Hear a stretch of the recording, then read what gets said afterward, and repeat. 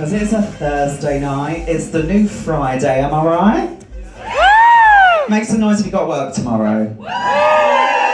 No excuse, because I've got work tomorrow, so we're going to have fun tonight, okay? But more importantly, we're here for a very special occasion because we've got a new book coming out tomorrow. But it's not my autobiography, which will be coming at the end of this year. Just kidding, no one will want to read that. But no, a very special person has flown across the pond to come with the launch of their book. So it'd be rude not to introduce them to the stage. But no, I'm going to introduce somebody that is a lot more intelligent than I am, because I am from the land of Essex, so I have no clue what's going on. So without further ado, please welcome Mr. Tony Ortega!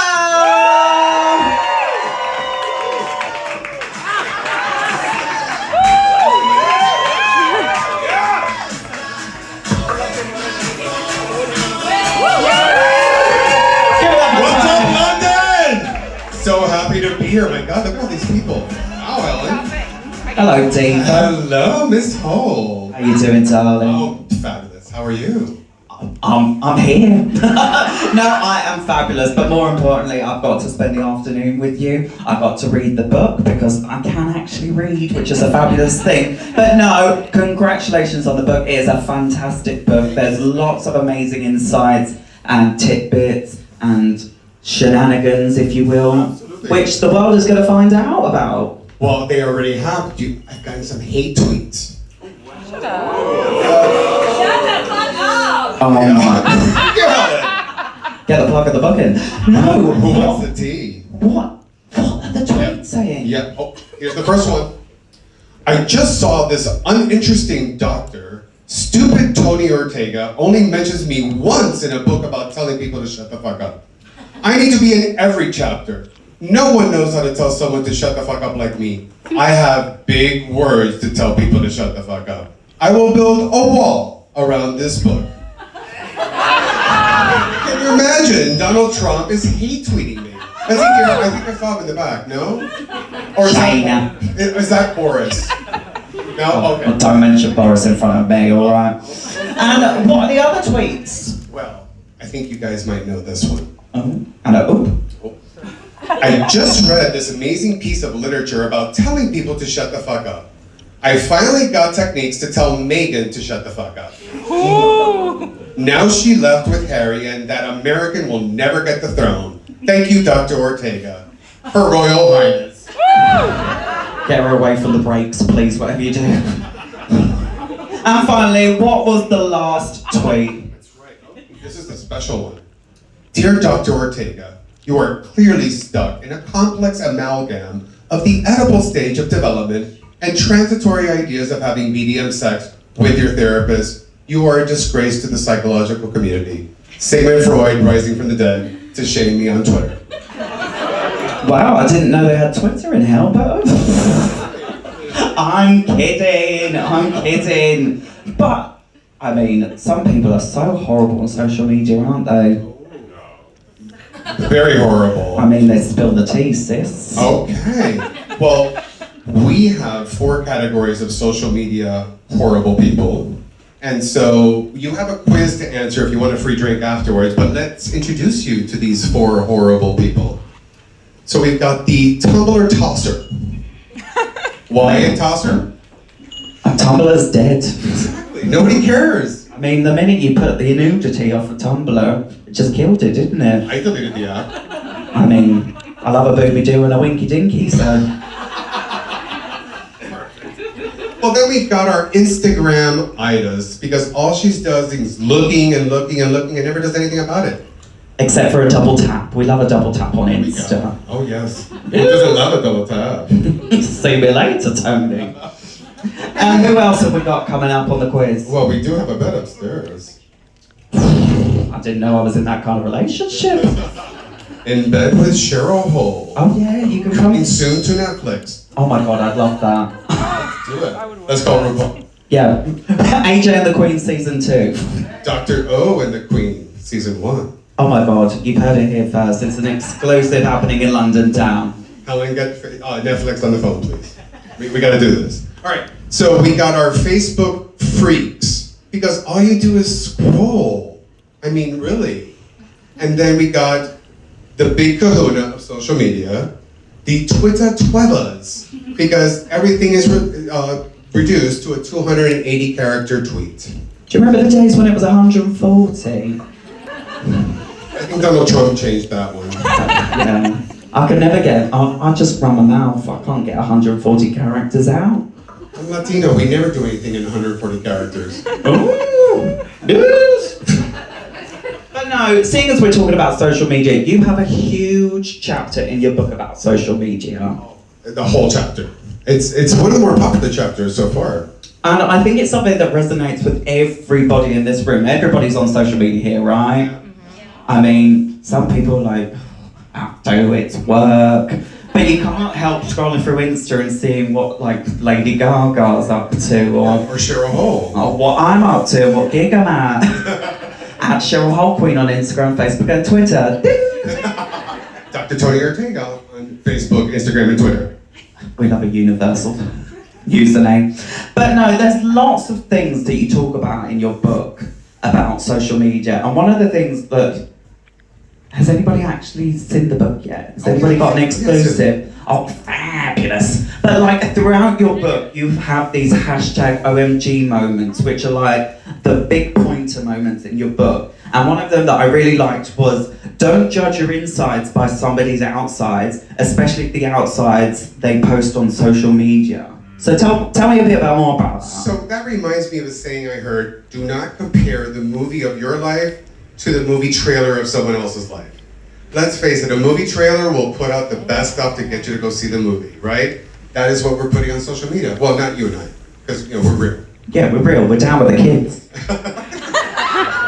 But seriously, how many times are we scrolling through social media and we're like, oh God, I don't look that good, or I didn't do it that good, or they're that much more popular than me, and it's all this comparison, and we'll just drive ourselves into a depression. Oh, 100%. You see somebody on a gorgeous beach holiday, but you don't realise they've had an argument that entire holiday because they're not truly happy, but they're just putting the positive and showing off on social media to make it look like they have this perfect, positive life. It's like curated for your pleasure.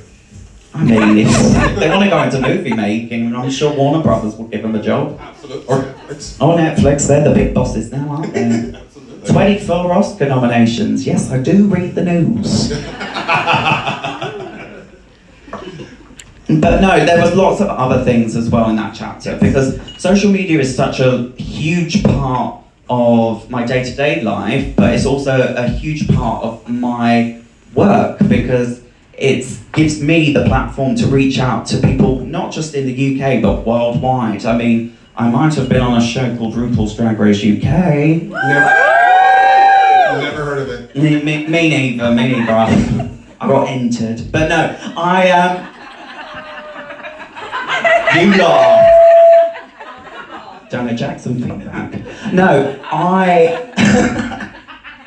Stop laughing, you're filthy. No, I didn't realise that this show would have such a worldwide reach. And I get so many comments from people worldwide saying, come to Brazil. That's a popular saying worldwide, come to Brazil. I would love to come to Brazil, but it's mad that people know what little old Shez is doing in, like, I don't know, name a country where, I don't know. Lithuania. Sure. But like, it's amazing that the social media gives you the platform, but it also controls a lot of people's lives, doesn't it? Absolutely. And it's like all about you using social media and not letting social media use you. Oh yeah, and with social media now becoming such a huge job platform, people are being paid for their posts to promote, and people don't really realise that people are being paid to promote a product or a brand or something. So it gives that out into the world, but they don't realise they're buying into it through social media. The measuring stick comes out, and it's like, oh, I gotta have that because they're sponsoring it, they're wearing it, they're so popular, they're so this, and it's like, it becomes like this insane game. It drives us crazy. I know. And the thing is like, you should never measure your success or anybody's success through social media. You should just live your own best life. Absolutely. Can I get an amen? Amen! I'm not RuPaul, I can swear. But no, I love that. But one of your OMG moments that I also loved as well was social media is not an accurate representation of someone's life, as it could be staged for profit and other purposes. Well, it's going back to the whole notion of curation. You know, we don't, there's a lot of people that don't necessarily post things on social media because it's an authentic thing. It's like, how many likes can I get? How many people can I drive? Like, listen, I'll post a shirtless selfie, that gets 100 likes. I post a picture of my cat, it gets 20. I'd go for the cat picture, no offense. Thanks. I mean, I'm sure there's a pun about pussy in there somewhere, isn't there? Was that a read? No, it's never really. Give it up for Tony, everybody. Isn't he gorgeous? I feel like that scene in Little Britain. Oh, it was gorgeous. A blast from the past. But no, I love social media for the reach, but I would never post anything that wasn't genuine. And I think a lot of people will just get behind something because it's just a quick coin and something. If a brand reaches out to me and asks, would you like to collaborate on it? I would only do it if it was something that I would use, buy, and I believe in. I don't believe in selling like a tea that I would never drink or a diet pill that I would never use because I love food and I'm just down for a good time. But I think people need to realise that a lot of people nowadays are only promoting stuff that they genuinely believe in now.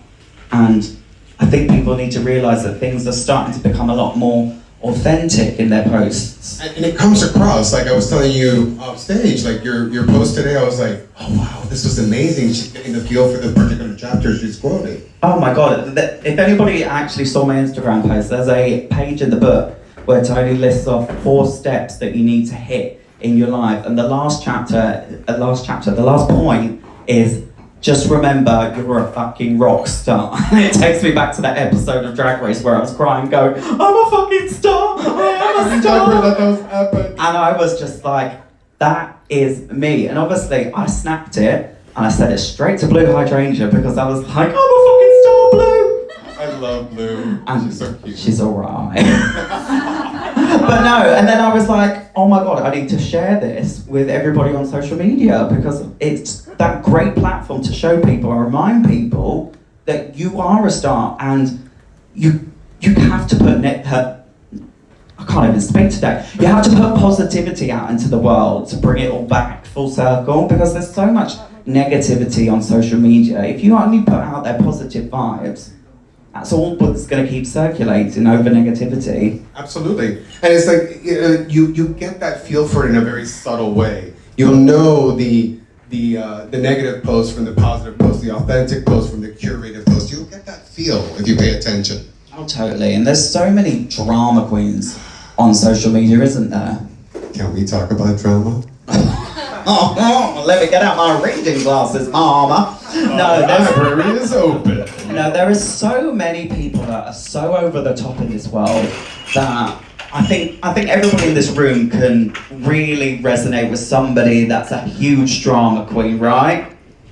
Yeah. Oh, come on, we're all friends of being honest here. We're all family here. We all know a drama queen. All my friends are pointing at me right now. And if I had friends, they'd be pointing at me. bitch back there? But no, there are people that are very over the top. I mean, hello, I'm a drag queen here in front of you. I'm very over the top, but I am a very over the top person. And I do like to heighten situations sometimes. And How do we do that? You get a bit carried away and, sometimes the smallest little thing can become the biggest problem to you, am I right? Yes. And it's the words that we use. Yeah. Think about something right now. Think about something unpleasant, everyone in the room. And then say to yourself, oh, this is meh. And then say, this is awful. Gauge where your feeling is at with the words that you're using. One of the things I teach my clients, change your words, change your life. If you want to be dramatic, sure, be dramatic, but is it really worth all that drama?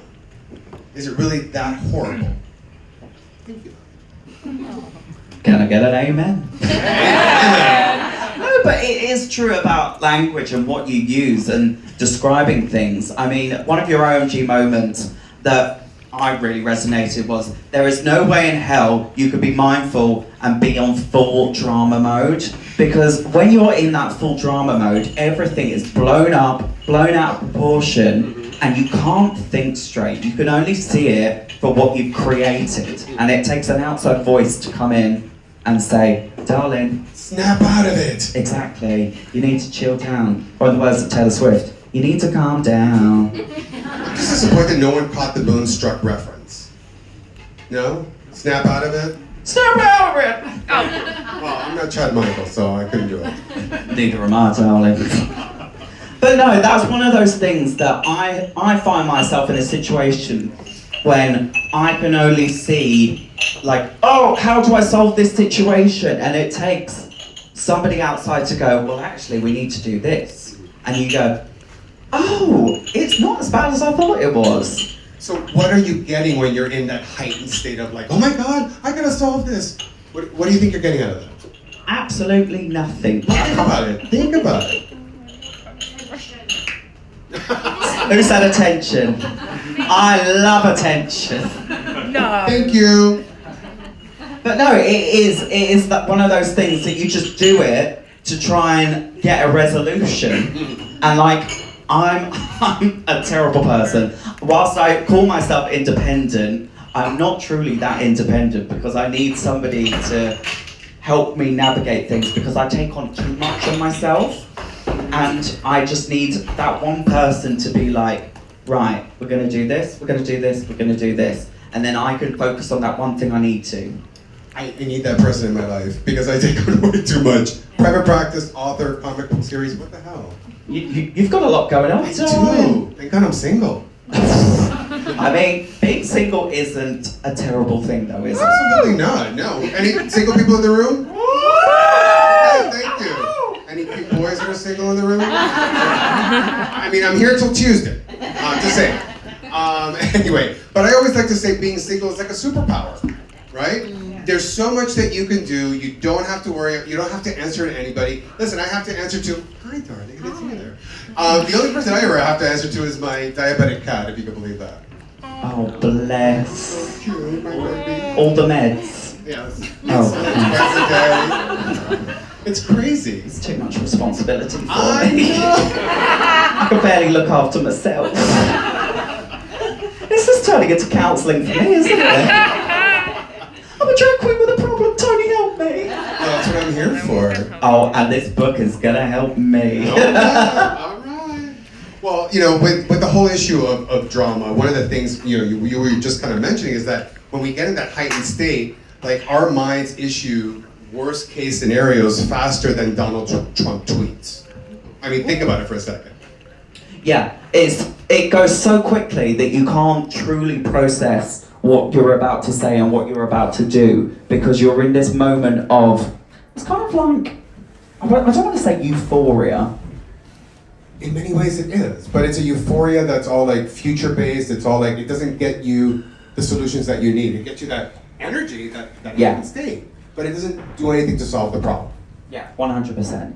And you just have to firmly plant your feet on the ground and go, right, this is what we're doing right now, and this is how we're going to resolve it.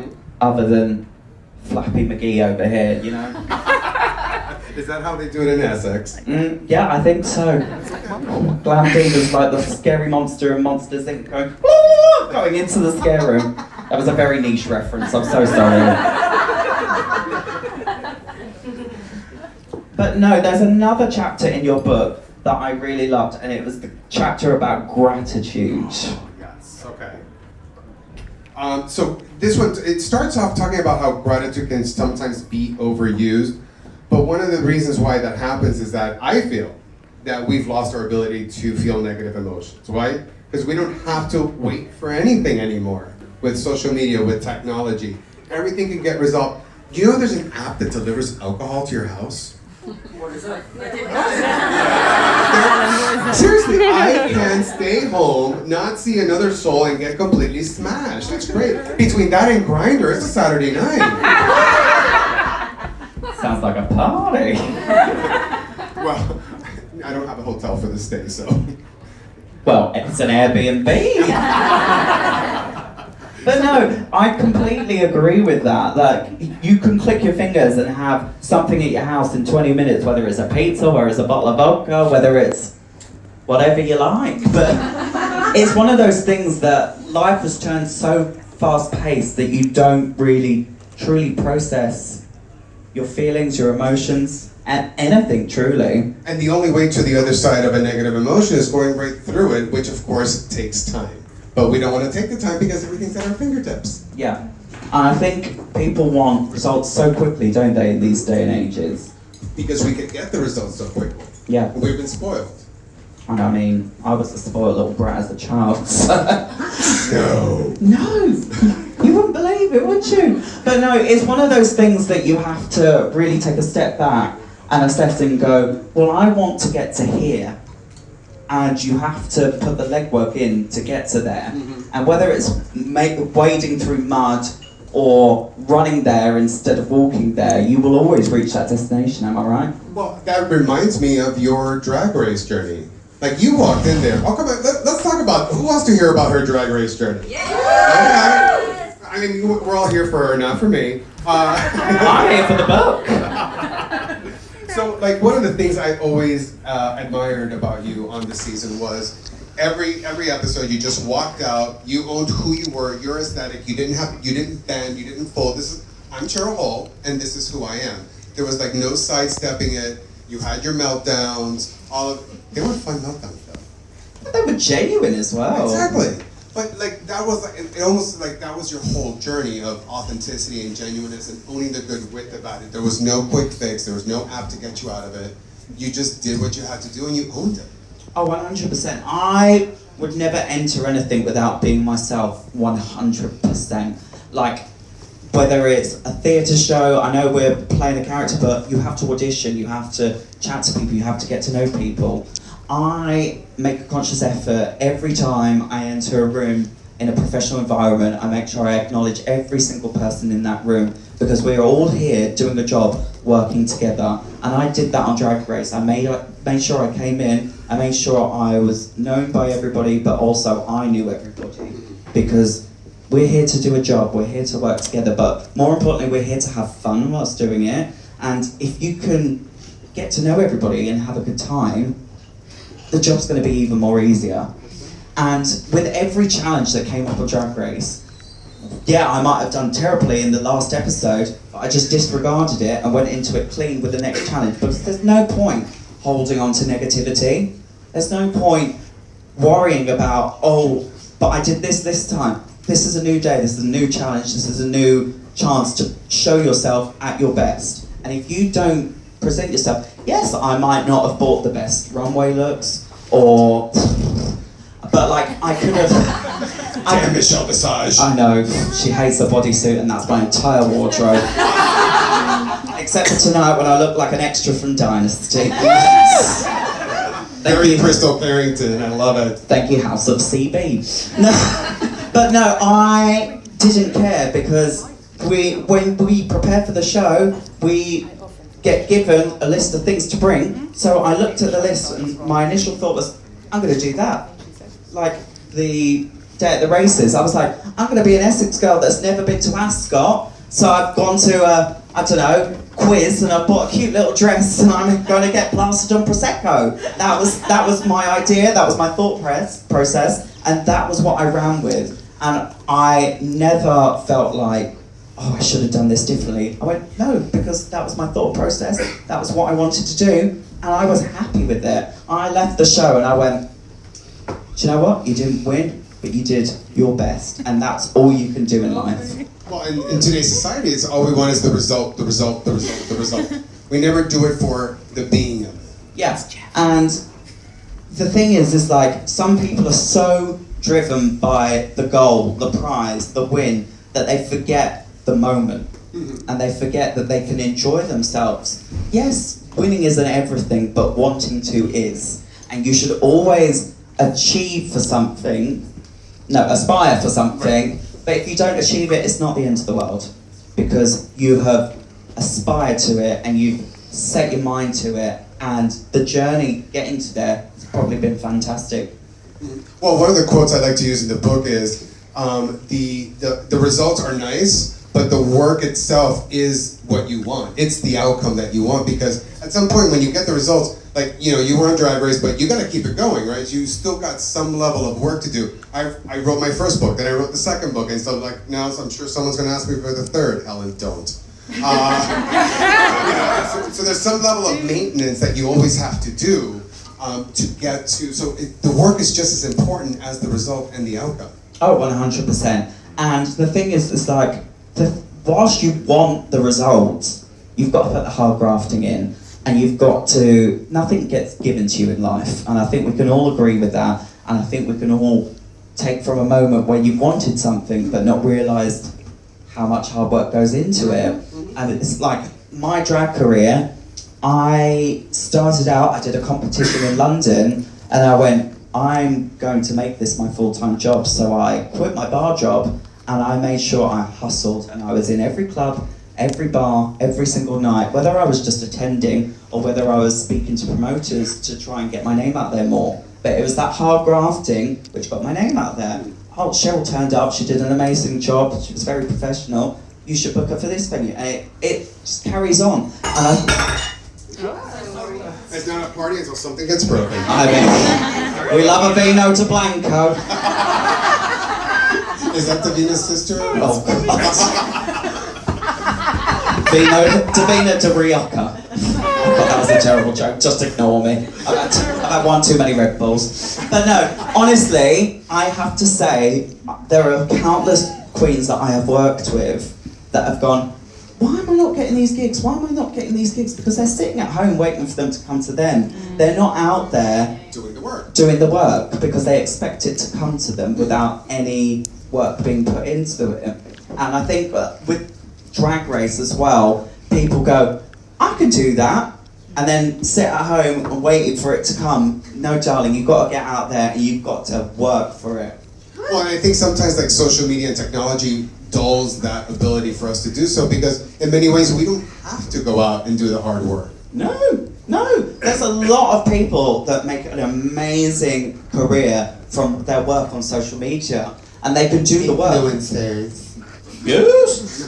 But like YouTube, creators, whatever, they can do it from the comfort of their own home, and I think that is an amazing job. But also, there are some careers that you literally have to get out there and do the graft. And in the words of Brittany, you better work, bitch. Do the work to be the work. Exactly, darling. Exactly. Tony, can I just ask a question? Yes, go right ahead. There's a big movement now, and I work for Boys Magazine, I'll talk to you later, because I've got a situation where I think, do you think Facebook and Twitter should now be legally obliged to reveal IP addresses for social trolls on the internet? Ooh. Bam, bam, bam, bam. You see, you made a very valid point. There's people at home, influencers, bloggers, whatever.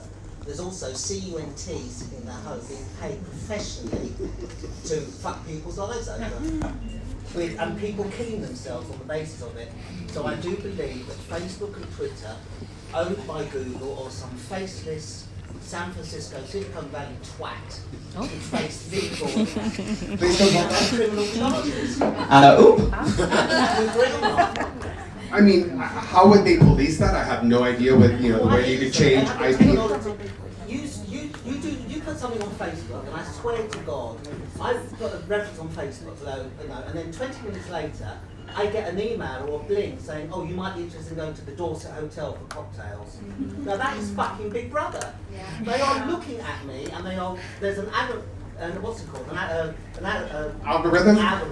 Been applied that basically is influencing me, saying, right, buy this, you should say, buy this toothpaste, buy this dog food.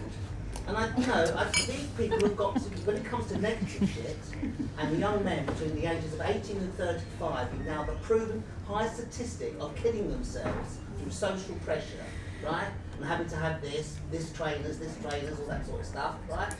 if they can access your information like that, the people employed to put this negative shit on social media, if it can be proven back to the actual company that's doing it, should face criminal charges. It's funny that you mentioned that because I know that on certain dating sites, they will lock your account if you break the terms of service, and it's not even threatening, it's like that bullying and the trolling and stuff like that. But so Trigger words. Yeah, exactly. But then they offer you the facility to join another one, it's not so... I mean, it's hard to police that because you can just join, you know, the same Well, app. when the legislature just said freedom to speak, freedom of like that. And if something is harmful, it should be cut. Sorry, I monopolised the conversation, but if something is harmful, it should be nipped in the bud straight away. I totally agree. I just the politics and to do that, I just can't imagine that happening anytime soon. No, because it's worth too much money. Probably. Oh, well, they can't make any money off of it. Yeah, exactly. Big Brother House, this is Cheryl Hole. You are live on Channel 4. Please do not swear. Right, should we go on to another chapter? Do you want to talk about relationships? I mean, don't twist my knickers, but I think we can talk about relationships here because we've all been through them, am I right? We've all had some shit ones, am I right? No, not me. Oh, you've only had good ones? Oh, please, you didn't read my first book, literally. Bullshit, Vivian, bullshit. Now, we can talk about relationships because I will make a confession. I have never had a relationship until I turned 24. So, I was single for 24 years of my life. You wouldn't date when you're like 2 years old, but you know what I mean. I say 24 because I'm a drama queen, like in chapter 5. 5! But no, and it took me a year and a half of being best friends with my now fiance before we got in a relationship. That's amazing. But you know what? I'm going to tell you a little story. We first met at my first ever drag gig. Shut up. And he'll hate me for telling the story. Actually, no, he'll probably love it. He asked me out on a date. Did he just make an appearance? Special guest star. You've actually got a spotlight as well. You're more well lit than I am. Trying to upstage me. No, we first met at my first ever gig, and he asked me on a date at the end of the night, and because I was not in that place at that time, I was like, oh, I'm trying to say it in a nice way. I'm just not really looking for like dating and a relationship at the time because I was so driven with my drag career at that time, getting my foot out there, and life has this weird way of panning out for you, and I'm a firm believer in just letting things happen. And it took me getting drunk one night and driving back from a gig to us just kissing in the car, and before we knew it, we were engaged. So. But tell me, how okay were you being single that entire time? Was the relationship any kind of driving force for you? I had never, because I see all my friends getting into relationships and doing things and whatnot, I've always been a very independent person. I used to be surrounded by 6 girls when I was at school, so they'd all be flapping from boyfriend to boyfriend to boyfriend in high school, and I would just be like the anchor in between just their relationships, like, come on, let's go for dinner tonight, blah, blah, blah, blah, blah. So I was always everybody's rock, so they'd come for me to advice, and I was like, I don't need a relationship, I'm having fun. I can go out, have a drink, have a boogie, and then just have a camp all time and go have a sleep. And not have to worry about things. But no, it's one of those weird things that I had never thought I would actually ever be in a relationship, and then you don't realise it's right until it comes hitting you in the face, and you go, oh, well, let's go with it then. Instead of just chasing after any Tom, Dick, or Harry. Yeah, I know. I think we all know that one person that's on the dating sites. They're like, swipe. What way do you swipe on Tinder to like them? Right. To like them right. Yeah. To the right, to the right. The opposite Beyonce. I'm getting all the pop divas in tonight. No, so you've got those people that swipe because they're just constantly wanting to meet someone, right? I think that talks about the discomfort that most people have about being single. Yeah. You know, people are like, you're single and you're okay. It's like there's a horn growing out of your head or something. And I was very content throughout my younger age until I got into a relationship, just being content with being by myself, because that was all I was accustomed to and that's all I was used to, and I quite like it. That's because relationships Sorry. are supposed to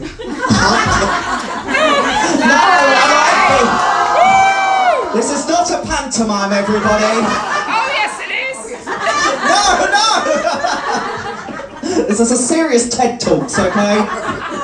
But no, everybody likes a little bit of me time and quiet time, but you also like the comfort of somebody else, and I was very accustomed just being by myself, and that's all I knew. But yeah, it's for some people it's a huge discomfort. For some people it's like relationships complete them Yeah. instead of complement them. For those of you who read the book, right? Yeah, you remember that part? Okay, there you go. But yeah, 100%, and I think relationships are something that will always take work, right?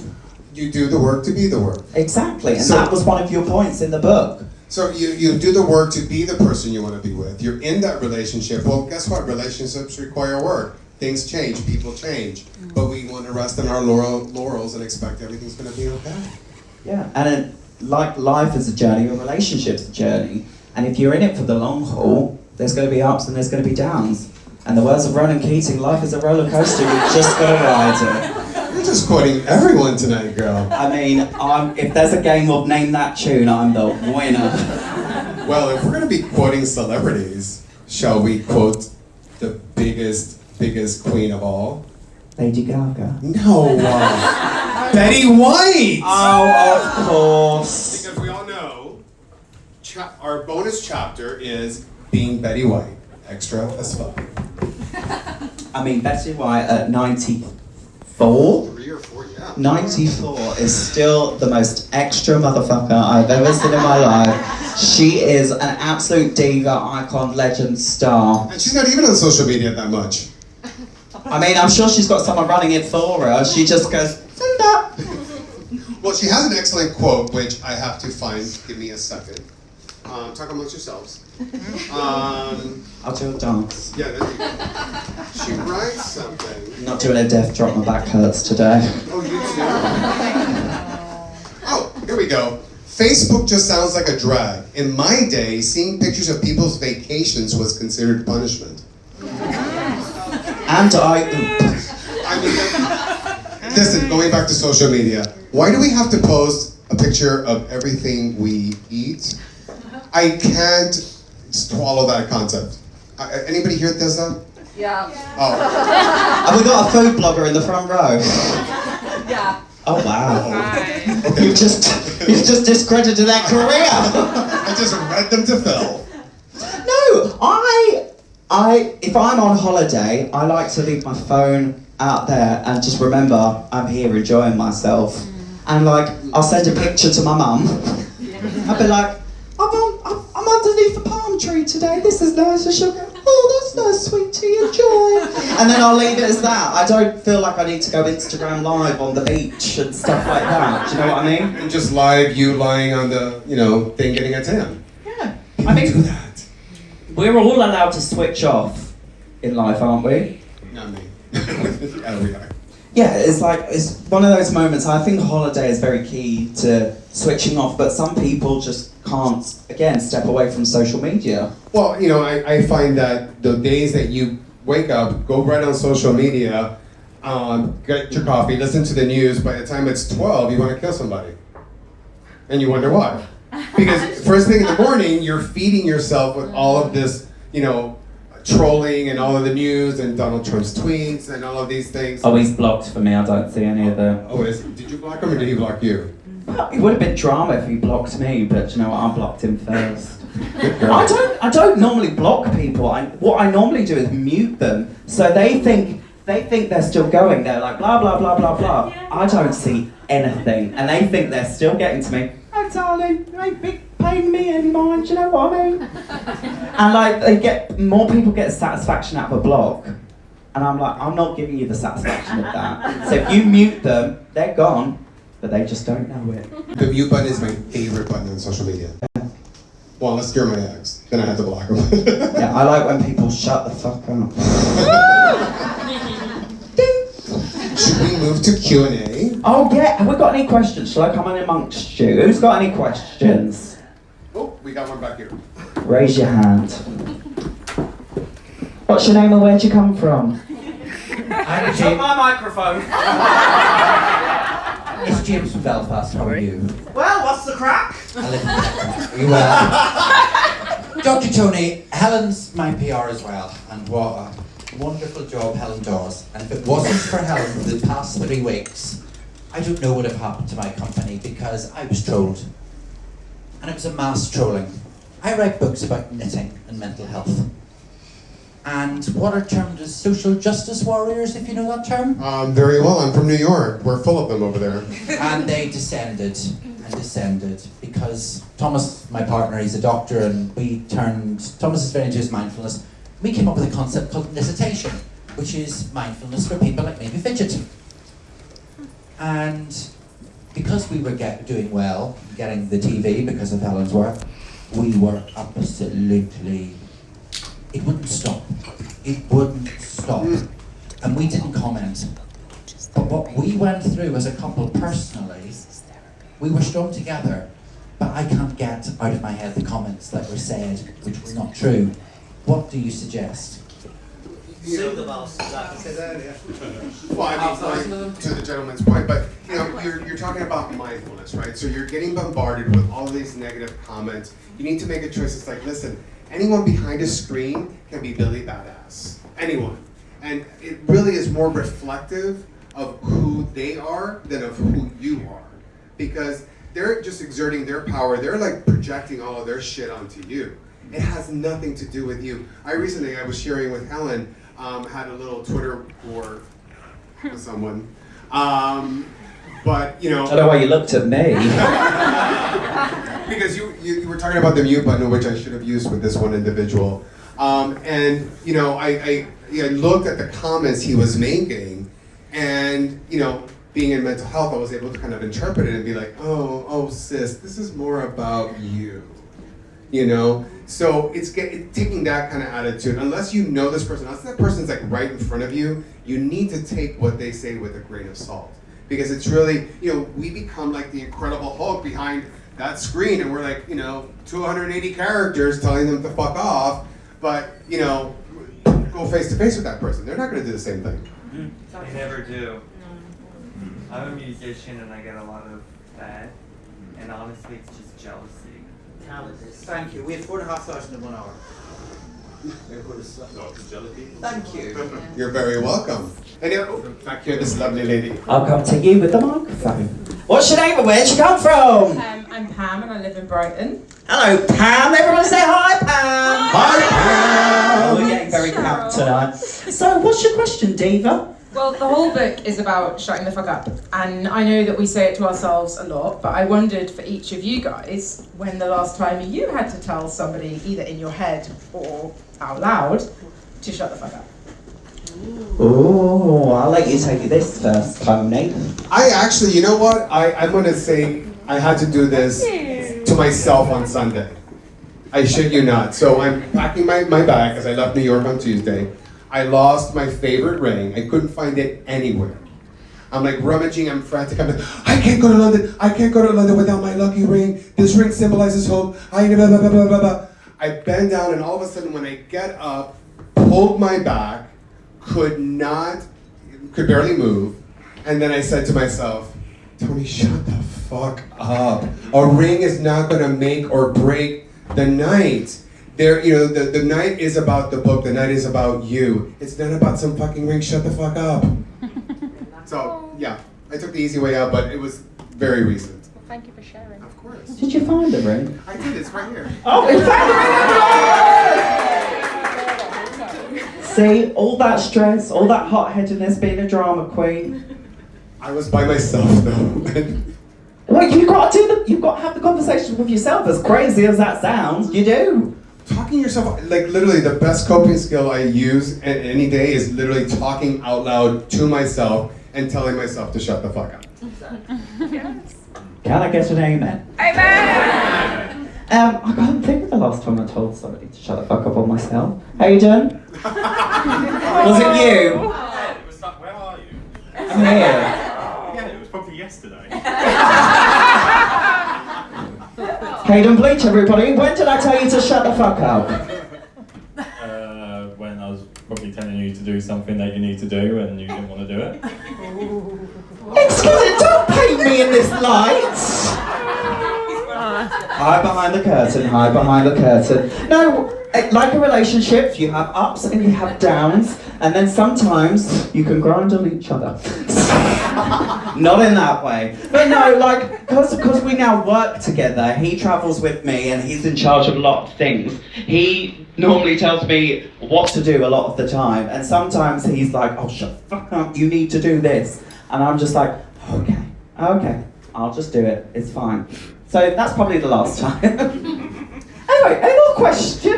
You know the most successful in any relationship, and it's an analogy, and I use it a lot, doing the job that I do. If you're in a relationship, there's a well-worn expression. You have someone in front of the camera and someone behind the camera, you'll be a star. And you should see the behind-the-scenes stuff that he does. If it wasn't for him, I don't think I'd be standing here right now. I was expecting you to say something about look at his behind. Well, that too, but I don't want anybody to get any ideas, do you know what I mean? Alright, any more questions? Anything camp? Any fun camp questions? You could ask us what our favourite colour is. I don't know. Or we could ask about the book, because that's what we're here for. Hello, my darling. What's your name and where'd you come from? My name's Joanne, I'm from London. Hello, Joanne from London. Say hi, Joanne. Hi, Joanne. We won't talk about the Lady Gaga album, Joanne, but carry on, Joanne. What's your question? I just want to know where your shoes are from. They're absolutely Yes! Didn't I tell you when we were getting ready? They are from June. I knew it. Can I have them? Not the month, Dune. Sometimes it gets lost in translation, but yeah, from Dune. And I've got a matching pair of like pumps. So I've got a booty and a pumpy. I gotta find them in my size. I think we've got the same size, Diva. Yeah. Try them on. Maybe the best. When we're in bed later. Yes, we're going to be doing a little picky pickies and signy signies up here in the boudoir, it's called.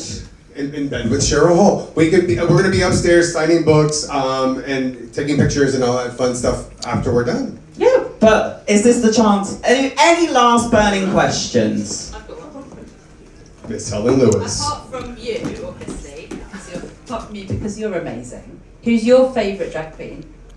Mine? Yes. And I want to know Tony's apart from you. Oh, that's easy.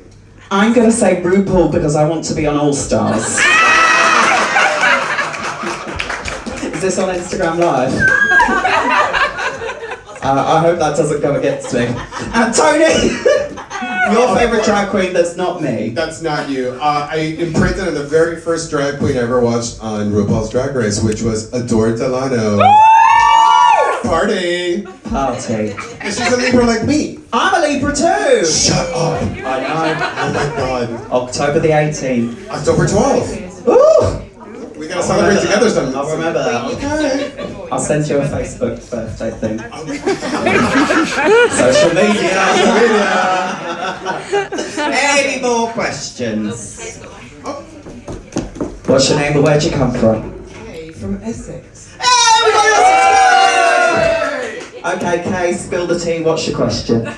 If Tony could send a book to anyone in the world, who would it be? That's a great question. Start thinking of questions like that, guys. Shit. I already sent one. To him. Oh, God.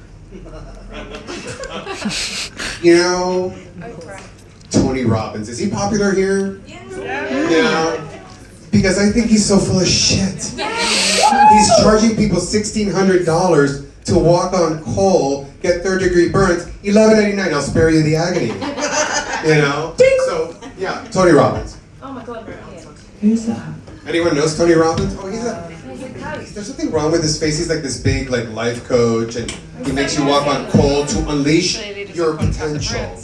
He's so nauseating, isn't he? Thank you. And rich, really rich. And I heard he's a bit of a misogynist too. Probably. He's a Well, I'm going to give that one a miss. Alright, any more questions, guys? Oh, Miss Abby. Well, that's her name. Where'd she come from?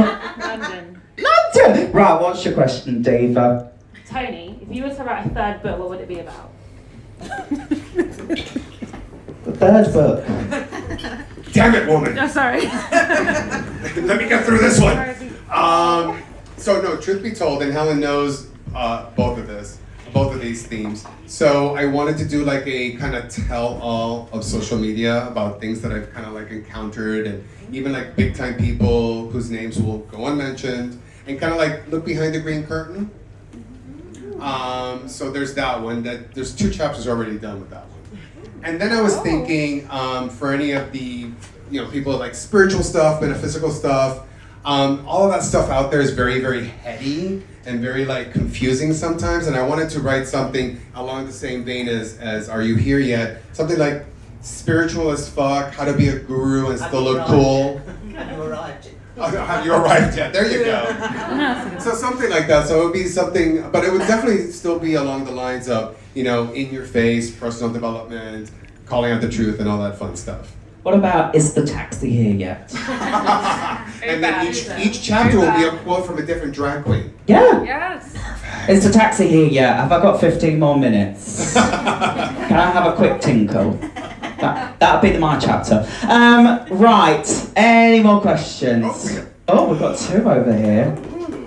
Kill 2 birds with 1 stone. What's your name? Where'd you come from? Hazel, London. Hazel from London! Right, Hazel, what's your question, Diva? Right, your book is full of so many different statements and fantastic phrases. What has been your favourite UK phrase since you got here a couple of days ago? Oh, yesterday. From the book or from like... No, just being in the UK. What's your favourite UK term, phrase? Oh, shit. Is it not bollocks? One is a good one. That's what it goes I'm sure it is, darling. Since my last visit here, I've been obsessed with daddy sauce. That's a whole explanation there. Yeah, that's a whole shit show right there. As my flatmates will tell you. Oh, God. I don't know. I'm drawing a blank. I just remember a bottle of Fairy. I've never heard that. It's a detergent. Washing liquid called Fairy. Okay. I'll have to get back to you on that one, Hazel. I'm drawing a blank. I'll be asking you again tomorrow. So in the last 24 hours, I keep saying nailed it. After our interview. Yeah. What, like the Netflix show? Nailed it! Nailed it! Oh my god, I love that. I want them to bring a Nailed It to the UK so I can compete. I would love to do it. I'm terrible at baking. I think it'd be great TV. Any more questions? My diva over here again. Right, what's your second question, Gorge? I was wondering, so I've fought with my own mental health, and I work with young people, teenagers, I'm a teacher, who fight with their mental health. God bless you. I know, right? Young people who fight with their mental health all day, every day, and I wondered if you had literally a quote or a 5-second quip that you would say to these young people on how they can improve their own mental health. I'm just gonna go through my Mo manifesto. Don't ever think there's anything wrong with you. You don't ever have to be fixed, cured. You're not broken. That's number 1. Number 2, change your words, change your life. Number 3, you're the one that's responsible to create whatever it is you want. I mean, true story, 1998, I was at a bookstore with my dear friend Laura saying, one day I'm gonna write a self-help book and it's gonna be on this shelf. Well, that bookstore's not there anymore, but honey, book 2, and at this wonderful place with this amazing person, don't ever give up. You always have to work hard. Life doesn't give you shit. You gotta work for it. That's perfect, thank you. My pleasure. You can always play Britney, you better work, bitch. You want a hot potty? Right. More questions? Oh, yay! A darling in the scarf. Hello, darling. What's your name? Where'd you come from? I'm Grace from London. Grace from London. Grace, what's your question? That was a really good question, and this is not nearly as deep. But why is the ring lucky? Why is Your ring. Why's your ring lucky? So, true story, and it's kind of, and I forget which chapter, the Fuck My Life chapter. There was a period of time in the last 2 years where I had just lost complete hope. I was just like, you know what, fuck it, why am I doing this? I'm a successful psychologist, I don't need to do this, why am I doing this? So I was at a Comic-Con, for those of you who don't know, I'm a huge comic geek. And for those of you familiar with the Green Lantern series, there's the Green Lanterns, the Blue Lanterns, the Red Lanterns. So the Blue Lanterns, their rings are powered by hope. So the more hope you have, the more powerful your ring is. So I saw it there, and it's just when this amazing, amazing human being named Alice Solomons walked into my life. I love you, darling, wherever you are. And there you are. And you know, I had that hope again, you know, and so this ring reminds me, don't ever lose hope, don't ever give up. That's amazing. That wasn't meant to come across sarcasm. No, that's genuinely amazing, because there's so many things that you can find in life that give you that comfort and give you that reassurance. And to have something that is always with you, unless you leave it on your bedroom floor like you did the other day. But like, and twist your back. And twist your back. Yes. But it's one of those things that you know gives you the reminder. Actually, remember yourself, bitch. You've got this. I'll just say it as it is. You know what I mean? Perfect. Tony, if your house was on fire, and to say one thing, what would you go and get? If my house was on fire? Yeah, and you had to say one thing, what would you go My and get? cat, of course. My baby. I like the worst part about traveling is leaving him, you know, without me being there. It's like, that's my boy. Warn him as a collar top. If I can get it through customs. Just keep quiet, cat. Do you know what I mean? Do a Betty Davis and start stroking. I could do that. That's a good idea. I'll try that next time. Sit still, please. Right, any more questions, darlings? I have one for you though. Oh, Christ. Go on, darling, what is it? I don't know, I'm not good with questions. I was gonna say, what's your drag look? Is it based or influenced by anybody? So my drag aesthetic, I do it more, I call myself an Essex High Street queen with a bit of showgirl glamour. So it's like the element of realism, like an everyday today gal with a bit of like Vegas showgirl. So it's got a bit of a rhinestone, a bit of fringe, but a bit of like real girl glamour. So I'm a queen of the high street, but with a bit more pizzazz, do you know what I mean? But I saw this in House of CB and I was like, it is so 80s dynasty, and I was like, I can't not pick it up. I'm such an 80s queen myself, so it's perfect. I mean, I love that new Dua Lipa song, Physical, that's very 80s. I haven't listened to it yet. I prefer Don't Start Now, but I'm not going to get into that right now.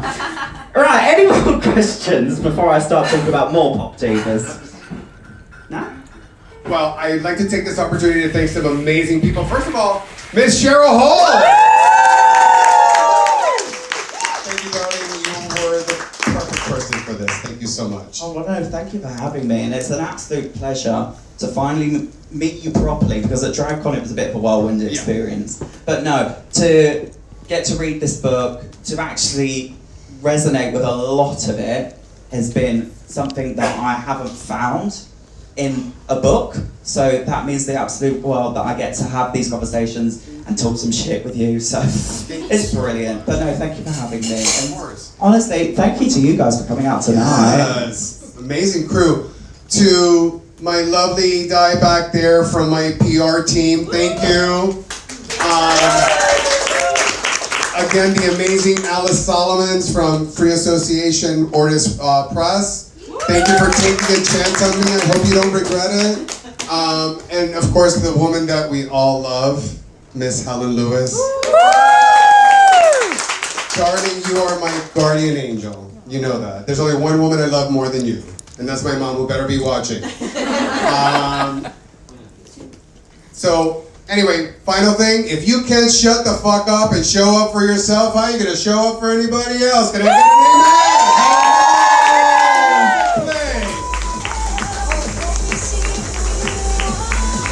So, I forgot the quizzes. Helen has the quizzes for your free cocktail, so find out which social media celebrity you are. I was Instagram. You were the Instagram. Hayden got the Twitter.